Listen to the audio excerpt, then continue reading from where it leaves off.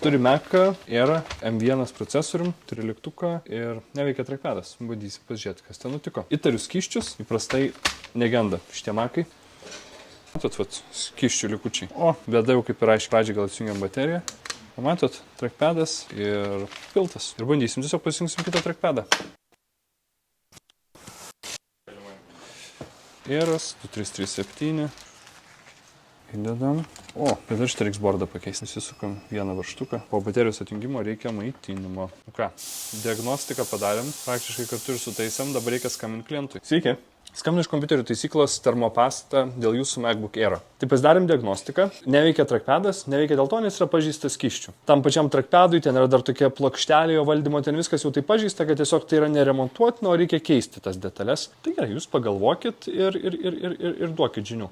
Termopasta. Taip. Gerai, tvarkom tada ir rytoj turėtų būti gatavas. Ačiū viso. Gerai, dabar turim bordą ir šitą bordą mums reikia prikliuoti. Jo. Tai susidedam lygiavimo plastikiukus, jie išlygiuoja trackpadą. Taip, čia taip. Ir...